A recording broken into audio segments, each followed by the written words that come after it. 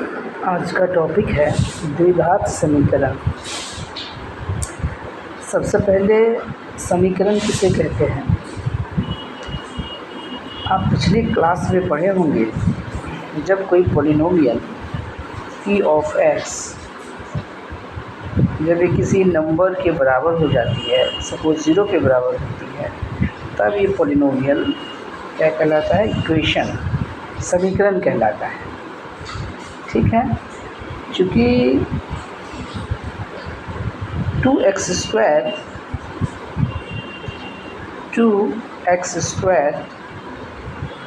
Plus 4x plus 5 ये एक बहुपद है। ठीक है,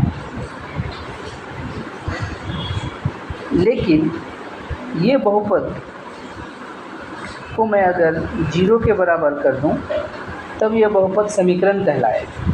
ठीक है, तब यह बहुपद क्या कहलाएगा? समीकरण।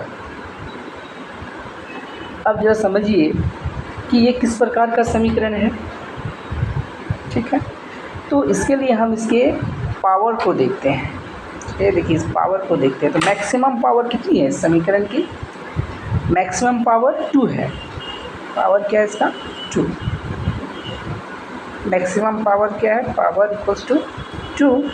जब पावर 2 है तो इस प्रकार के समीकरण को ही क्या कहते हैं? द्विघात समीकरण कहते हैं। जिस समीकरण का मैक्सिमम पावर कितनी हो? 2, तो उस समीकरण को क्या कहते हैं? द्विघात समीकरण। ठीक है, अब समझिए, क्या 2x प्लस 5, चूँकि ये बहुपद है, जब मैं इसे 0 के बराबर कर दूंगा तो समीकरण कहलाएगा। ये बताइए कि क्या ये समीकरण द्विघात समीकरण है? तो आप कहेंगे नहीं, इसलिए नहीं है क्योंकि जो चर राशि है यानी x पे पावर कितनी है? मैक्सिमम 1 है। देयरफॉर ये द्विघात समीकरण नहीं है। द्विघात समीकरण के क्या कंडीशन होनी चाहिए? इसकी पावर क्या होनी चाहिए? हमेशा इसकी पावर 2 होनी चाहिए। ठीक है, पावर 2 होगी तभी ये समीकरण द्विघात समीकरण कहलाएगा, अदरवाइज द्विघात समीकरण नहीं कहलाएगा। अब समझिए, सपोज हमने लिखा 2x² प्लस 5 इक्वल टू 0। क्या ये द्विघात समीकरण है? अब हर पॉइंट को समझिएगा। इन सारे पॉइंट की हेल्प से आप इस एक्सरसाइज के क्वेश्चंस को सॉल्व कर सकते हैं। तो क्या ये द्विघात समीकरण है? चलिए हम अपने पॉइंट पर आते हैं। बताइए, क्या ये द्विघात समीकरण है? तो आप कहेंगे कि हाँ, चूँकि मैक्सिमम पावर, चूँकि समीकरण तो है, बराबर का साइन है तो समीकरण है, तो मैक्सिमम पावर चूँकि 2 है, ठीक है, इसीलिए ये द्विघात समीकरण है। अगर ये द्विघात समीकरण है तो x वाली जो है वो टर्म कहाँ है? तो ये एक द्विघात समीकरण तो है लेकिन अपूर्ण है ना, कंप्लीट नहीं है। ठीक, अब समझिए, 2x² प्लस 6x, क्या ये द्विघात समीकरण है? हाँ, ये भी द्विघात समीकरण है, लेकिन ये भी कंप्लीट नहीं है। ठीक, अब बताइए, 3x², ये 3x, ठीक है, 3x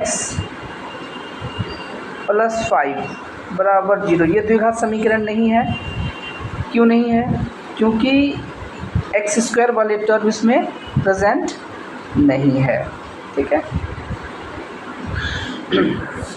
अब हम आते हैं द्विघात समीकरण के मानक रूप में, स्टैंडर्ड फॉर्म में। कभी हमने इस टर्म को एलिमिनेट कर दिया, कभी इस टर्म को एलिमिनेट कर दिया, है ना। तो अब हम स्टैंडर्ड फॉर्म को देखेंगे। तो इन जनरल क्वाड्रेटिक इक्वेशन, द्विघात समीकरण को इस प्रकार लिखा जाता है: ax² plus bx plus c equals to 0। ये हो गई क्या? स्टैंडर्ड फॉर्म किसी क्वाड्रेटिक इक्वेशन की। अब देखिए, यहाँ पर a, ठीक है, यहाँ पर b या फिर c, ये तीनों वास्तविक संख्या है। ठीक है, यानी ए का मान कोई भी वास्तविक संख्या हो सकती है, बी का वैल्यू कोई भी वास्तविक संख्या हो सकती है। यानी यहाँ पर ए इज इक्वल टू कोई भी वास्तविक संख्या, ठीक है, कोई भी वास्तविक संख्या हो सकती है। यहाँ बी का भी मान कोई भी रियल नंबर हो सकती है। यहाँ सी का भी जो वैल्यू है वो कोई भी रियल नंबर हो सकती है, इस इमेजिनरी नहीं होनी चाहिए, और कोई भी वास्तविक संख्या हो सकती है। और एक बात ध्यान रखिएगा कि ए का मान कोई वास्तविक संख्या तो हो सकती है, लेकिन ए का मान 0 के बराबर कभी नहीं हो सकती है। अगर मैं ए का वैल्यू 0 रख दूँगा तो ये टर्म तो एलिमिनेट हो जाएगी, है ना, ये टर्म खत्म हो जाएगी, तब तो सिर्फ ये बचेगा, ये 2 टर्म। और ये जब 2 टर्म है तो x पे पावर 1 है, तब तो ये द्विघात समीकरण भी नहीं कहलाएगी। इसलिए कंडीशन है कि a का वैल्यू सभी वास्तविक संख्या हो सकती है, सिर्फ 0 को छोड़ करके, ठीक है। अब आते हैं नेक्स्ट फॉर्म में कि जैसे देखिए x प्लस 1, ठीक है, इंटू 2x प्लस 5 बराबर 2। क्या ये द्विघात समीकरण है? तो आप कहेंगे कि द्विघात समीकरण है या नहीं है पता नहीं। तो द्विघात समीकरण हमें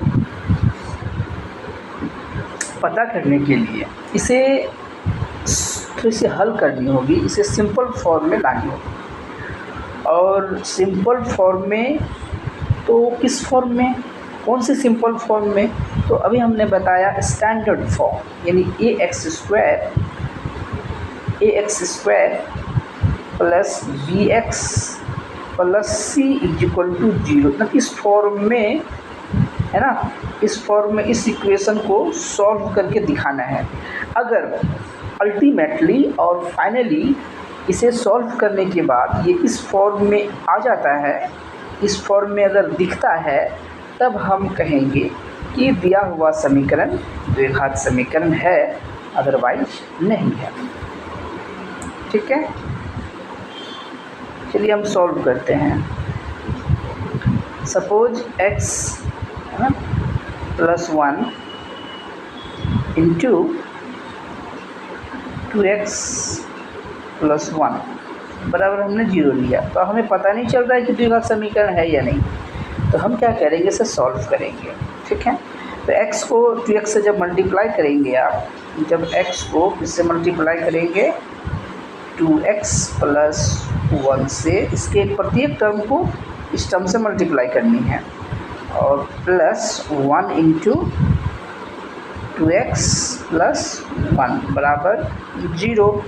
अब जिस पर x इंटू 2x क्या हो जाएगी, 2x स्क्वायर, है ना, दिस सिंप्लाई ये क्या हो जाएगी, 2x square,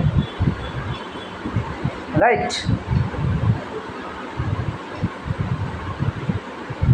plus x plus 2x plus 1 equals to 0, and again this imply, अब इसे लिखेंगे 2x स्क्वायर, है ना, 2x स्क्वायर प्लस x और 2x 3x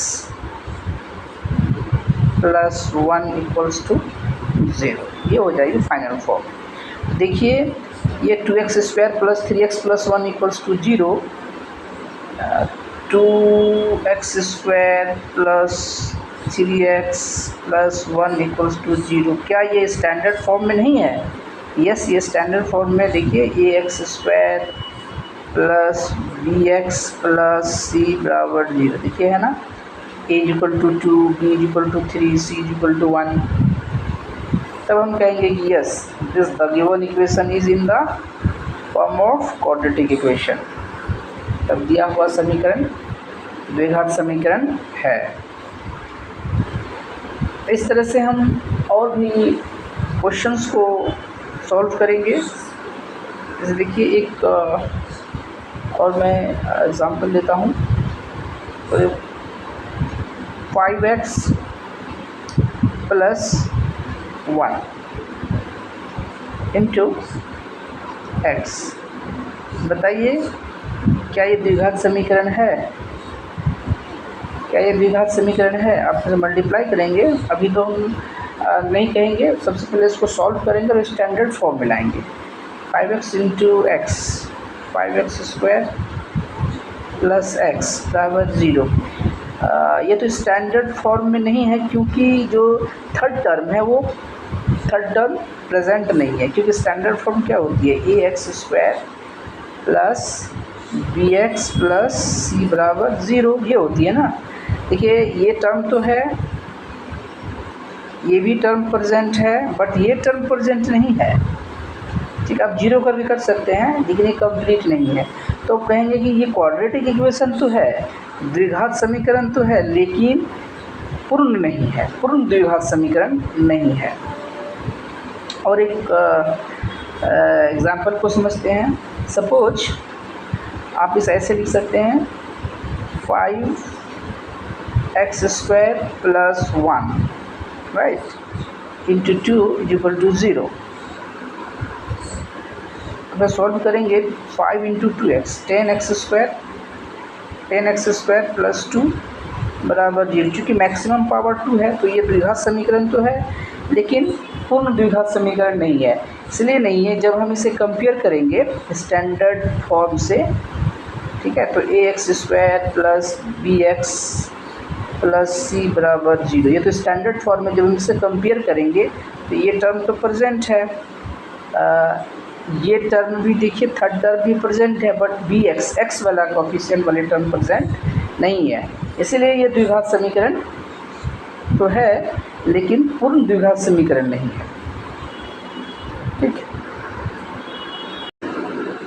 आप पिछले अध्याय में पढ़े होंगे कि किस प्रकार वर्ड प्रॉब्लम को मैथमेटिकल फॉर्म में चेंज किया जाता है। तो इस चैप्टर में भी कुछ ऐसे ही वर्ड प्रॉब्लम है जिसे हम मैथमेटिकल फॉर्म में चेंज करेंगे और हमें द्विघात समीकरण प्राप्त होगी। फॉर एग्ज़ाम्पल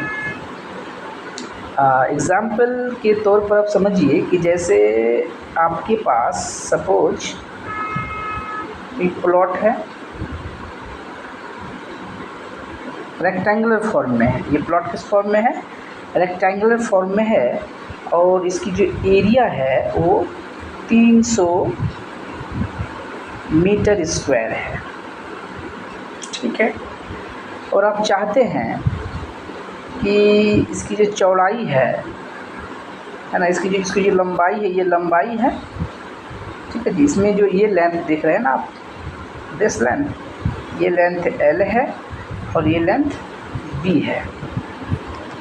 और आप चाहते हैं कि ये जो लेंथ है, ये लेंथ, ठीक है, ये लेंथ इसकी ब्रेड्थ के यानी इसकी चौड़ाई के क्या होनी चाहिए, दुगुने से एक ज़्यादा होनी चाहिए।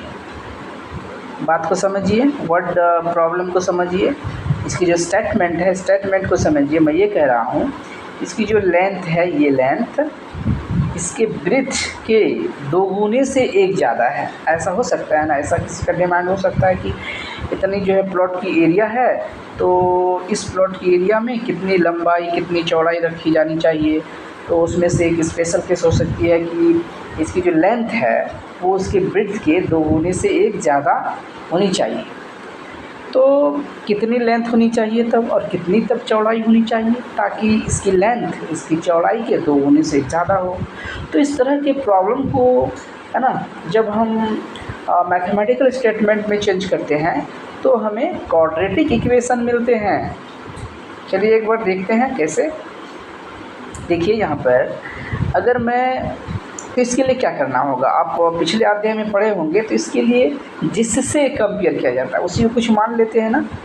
तो हमने b को, चौड़ाई को क्या मान लिया, हमने चौड़ाई को मान लिया ना, चौड़ाई को हमने x मान लिया। अगर मैं चौड़ाई को x मान लूँगा तो लेंथ कितनी हो जाएगी, मैथमेटिकल स्टेटमेंट यानी कि ये मैथमेटिकल स्टेटमेंट के अकॉर्डिंग लेंथ कितनी हो जाएगी, क्योंकि लेंथ कहा जा रहा है इसकी चौड़ाई से है ना, चौड़ाई के 2 गुनी से 1 ज़्यादा। चौड़ाई x माना है तो x गुना 2 और प्लस 1 1 ज़्यादा। तो इसे कैसे लिखेंगे? चौड़ाई यानी x के 2 गुने से 1 ज़्यादा, ये हो जाएगी ना। अब देखिए हमारे पास नोन चीज़ क्या है, नोन फैक्ट क्या है, इसकी एरिया गिवन है, एरिया गिवन है। और हमें ये भी पता है कि जो रेक्टेंगल की जो एरिया होती है वो L इंटू बी होती है, और इस L इंटू बी को मैं 300 के बराबर कर दूंगा। क्योंकि एरिया तो चेंज नहीं हो सकती ना, अगर मैं लेंथ ब्रेड्थ को चेंज करूँ तो इससे क्या होगी, इसकी फाइनल जो एरिया है वो तो जस का तस रहेगी। तो अब मैं क्या करूँगा कि इस L इंटू बी को, चूँकि रेक्टेंगल यानी आयत की जो एरिया होती है, क्षेत्रफल होती है, वो क्या होती है L into B is equal to 300, है ना जी, यही होती है। अब हमने L अभी फाइंड किया है, वो है 2x प्लस 1 इंटू विड्थ कितनी थी x, ये हो जाएगी बराबर 300, बराबर 300। अब मैं इसे मल्टीप्लाई करूँगा, ठीक है, means 2x plus 1 into x is equal to 300। ये हमारी क्या हो गई, मैथमेटिकल स्टेटमेंट। अब मैं इसे मल्टीप्लाई करूँ तो हमें मिलेंगे 2x into x, 2x square plus x equals to 300, right. This imply 2x square plus x minus 300 बराबर 0। अब ज़रा देखिए कि क्या ये क्वाड्रेटिक इक्वेशन नहीं है? यस, ये क्वाड्रेटिक इक्वेशन है, क्योंकि मैक्सिमम पावर कितनी है, 2, और ये कंप्लीट भी है क्योंकि इसमें तीनों टर्म प्रेजेंट है। देखिए ये एक्स स्क्वायर वाला टर्म प्रेजेंट है, ये बी एक्स वाली और ये सी। जब इसे कंपेयर करेंगे स्टैंडर्ड फॉर्म से, तो स्टैंडर्ड फॉर्म से जब मैं कंपेयर करूँगा तो ये हो जाएगी ए एक्स स्क्वायर, है ना, प्लस बी एक्स प्लस सी बराबर 0। देखिए ये कंप्लीट क्वाड्रेटिक इक्वेशन है, ये पूर्ण द्विघात समीकरण है, ठीक है। तो जब हम कोई वर्ड प्रॉब्लम को मैथमेटिकल फॉर्म में चेंज करते हैं तब भी हमें क्वाड्रेटिक इक्वेशन मिलते हैं। अब इस क्वाड्रेटिक इक्वेशंस को सॉल्व करके हम x की वैल्यू को फाइंड कर सकते हैं और फिर इसकी लंबाई और चौड़ाई क्या है उसे भी कैलकुलेट कर सकते हैं। तो देख लिया ना आपने द्विघात समीकरण की कितनी इम्पोर्टेंस है, राइट। अब हम एक्सरसाइज के क्वेश्चंस को सॉल्व करेंगे। अभी तक जो हमने कंसेप्ट सीखा है, इन कंसेप्ट्स को अप्लाई करके एक्सरसाइज 4.1 के क्वेश्चंस को सॉल्व करेंगे। तो फर्स्ट क्वेश्चन इज, जांच कीजिए कि निम्न द्विघात समीकरण है या नहीं, ठीक है। तो फर्स्ट क्वेश्चन को सॉल्व करते हैं। देखिए x, हमने क्या बताया था कि स्टैंडर्ड फॉर्म सॉल्व करने के बाद, सिंप्लीफाई करने के बाद वो स्टैंडर्ड फॉर्म है वो क्या है, a x square plus b x plus c, इसके फॉर्म में होनी चाहिए, मतलब ये फॉर्म में होनी चाहिए, a x square plus b x plus c, इस फॉर्म में होनी चाहिए, ठीक है। जो इक्वेशन इस फॉर्म में होगी वो द्विघात समीकरण होगी, अदरवाइज वो नहीं होगी, ठीक है। x प्लस 1 का square is equal to 2 into x minus 3। First question, x minus 1 का square equals to 2 into x minus 3। इससे पहले देखिए a माइनस बी के फॉर्म में, a माइनस बी, देखिए आप पिछले क्लास में पढ़े होंगे a माइनस बी का whole square, a minus B का होल स्क्वायर का फॉर्मूला क्या होती है, a square plus B square plus 2ab, इसी फॉर्मूला को यूज करेंगे, ठीक है। तो a की जगह x है और b की जगह 1 है, माइनस 1 है, ठीक है। a की जगह ए की जगह क्या हो जाएगी 1 है और बी की जगह अब यहाँ लिखेंगे चूँकि ए माइनस बी है। अब ए माइनस बी फॉर्मूला है तो सिर्फ बी की जगह -1 कर देंगे। एक ही फॉर्मूला से आप दोनों फॉर्मूला को याद रख सकते हैं। ये हो जाएगी x² + 1 - 2x = 2x - 6 और फिर से थोड़ा अरेंज कर लेंगे। x² - 4x, देखिए ये -2x है, ये +2x है।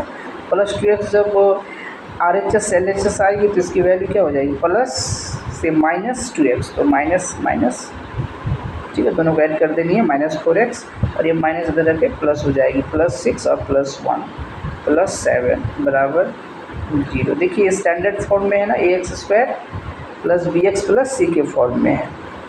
Therefore it is a quadratic equation, या ये द्विघात समीकरण है। Second question, x² - 2x - 2 × 3 - x। अब यहाँ देखिए सेकंड क्वेश्चन, x² - 2x = -2। देखिए माइनस में है इसलिए इसे ब्रैकेट में रखा जा रहा है, प्लस में होती तो इसे ब्रैकेट में रखने की कोई ज़रूरत नहीं थी। तो 3 - x, अब इसे सॉल्व करेंगे। x² - 2x, अब देखिए -2 × 3 -6 -2 × -x + 2x, ठीक है। अब थोड़ा सी फिर इसे अरेंज कर लेंगे। x² मतलब फाइनली मुझे ax², ठीक है, + bx + c इस फॉर्म में लानी है, ठीक है। सारे टर्म को एक तरफ करनी है और एक तरफ 0 कर देनी है। x² ये -2x है, देखिए इधर -2x है और ये +2x है, +2x इधर आएगी तो -4x और -6 इधर आके +6 बराबर, यस ये भी द्विघात समीकरण है, ये भी द्विघात समीकरण है। नेक्स्ट क्वेश्चन नंबर 3, ये देखिए question number 3, x - 1 × x + 1 = x - 1 x + 3 से सॉल्व करेंगे। देखिए x - 1 इस पर लिख लेंगे एक बार, x - 2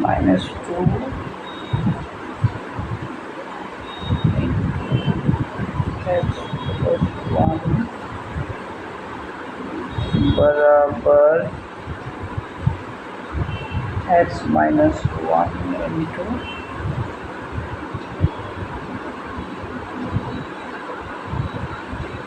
x + 3, ये है।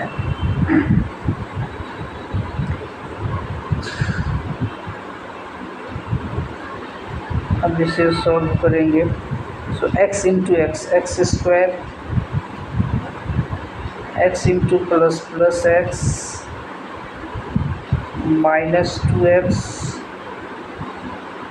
-2 x²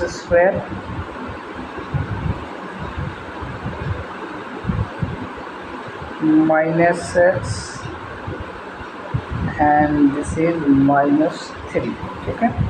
देखिए x² और ये x² कैंसिल हो जाएगी क्योंकि ये दोनों सेम टर्म है और अपोजिट साइड है। 2x - x, this is -x -2 = 3x - x 2x -3, ये 2x है और -x है, इसे एक तरफ करेंगे, ये हो जाएगी 2x + x एंड -3 और +2 दैट इज़ -1 = 0। देखिए ये लीनियर है, क्वाड्रेटिक वाले टर्म द्विघात वाले टर्म कैंसिल हो चुके हैं, इसीलिए ये लीनियर है, ये द्विघात समीकरण नहीं है। फिर क्वेश्चन नंबर 4 को सॉल्व करेंगे। x minus 3 into 2x plus 1 equal to x into x minus 3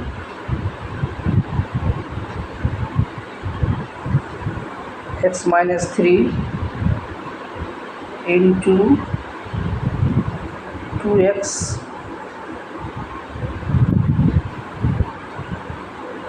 plus 1 equal to x into x minus 5। चलिए इसे सॉल्व करते हैं। x into 2x, 2x square x into x plus x minus 6x,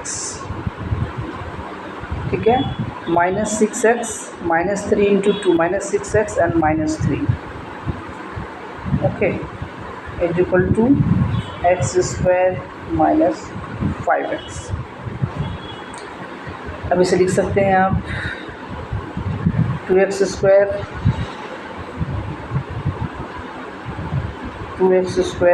x 6x plus x that is minus 5x minus 3 equals to x square minus 5x, ये आप लिखेंगे, right. 2x square x square, ये one side आ जाएगी value 2x square x square और फिर x square में term present रहेगी, therefore ये भी क्या है, क्वाड्रेटिक इक्वेशन है। क्वेश्चन नंबर 4 भी क्वाड्रेटिक है। इस तरह से क्वेश्चन नंबर 5 को भी सॉल्व करेंगे। 2x minus 1 into x minus 3 equals to x plus 5 into x minus 1, 2x into x हो जाएगी 2x स्क्वायर, दिस इम्प्लाई, ठीक है, 2x square minus 6x minus into minus plus 3 equals to x square minus x plus 5x minus 5, 2x square minus x square, so x square 6x, देखिए ये हो जाएगी ना minus x minus plus 4x minus 10x और ये plus 8 zero. देखिए ये भी ax square plus bx plus c के फॉर्म में है, तो ये भी क्वाड्रेटिक इक्वेशन है। इस तरह आप सारे क्वेश्चंस को सॉल्व कर सकते हैं। अब वर्ड प्रॉब्लम के क्वेश्चन को सॉल्व करते हैं। क्वेश्चन नंबर 2, क्योंकि हमने क्वेश्चन नंबर 1 सॉल्व कर दिया है, तो क्वेश्चन नंबर 2, दो क्रमागत धन पूर्णांकों का गुणनफल 306 है, हमें पूर्णांकों को ज्ञात करना है। देखिए क्रमागत धन पूर्णांक पहले समझिए क्या होती है। जैसे क्रमागत धन पूर्णांक मीन्स 1 के बाद 2 के बाद 3 के बाद 4 के बाद 5, इसी तरह से होती है ना, यस। अब ये समझिए कि अगर हमने एक धन पूर्णांक को हमने एक माना, फर्स्ट धन पूर्णांक को हमें एक माना, तो क्रमागत मतलब जस्ट एक के बाद, क्रमागत मीन्स जस्ट 1 के बाद, इन्हें कि 1 के बाद 3 लिखें। क्रमागत का मतलब होता है जस्ट एक के बाद। तो एक के बाद कौन सी संख्या होगी, 2। तो अगर मैं फर्स्ट 1 मानूँ तो 1 में अगर मैं 1 ऐड कर दूँ तो मुझे 2 प्राप्त हो जाएगा। सिमिलरली अगर मैं एक संख्या को 3 मानूँ तो दूसरी संख्या क्या हो जाएगी, 4। मतलब पहले संख्या में जस्ट 1 ऐड कर देनी है, हमें दूसरी संख्या मिल जाएंगी। इसी कॉन्सेप्ट को फॉलो करते हुए हम क्वेश्चन नंबर 2 को सॉल्व करेंगे, राइट। तो हमने क्या किया, माना कि,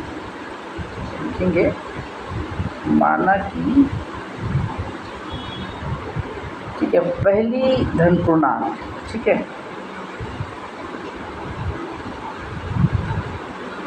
पहली धन पूर्णांक संख्या, ठीक है, धन पूर्णांक संख्या x है। अगर पहली धन पूर्णांक संख्या x है तो दूसरी संख्या क्या होगी? तो दूसरी संख्या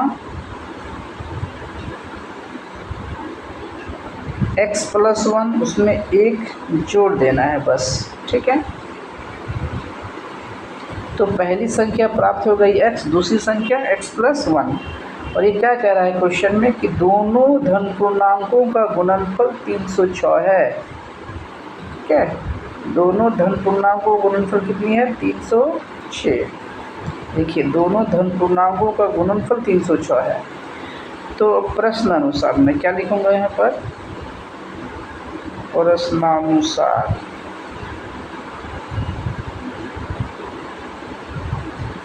प्रश्नानुसार दोनों धन पूर्णांकों का गुणनफल x × x + 1 = 306। अब इसे सॉल्व कर दूंगा। x × x + 1 = x × x + 1 = 306। तो x × x, x² + x = 306, x² + x - 306 = 0। अब हम इसे सॉल्व करेंगे, इस क्वाड्रेटिक इक्वेशन को, ठीक है। इस क्वाड्रेटिक इक्वेशन को सॉल्व करेंगे। तो सॉल्व करने के लिए हमें फैक्टर मेथड को अप्लाई करनी होगी, ठीक है।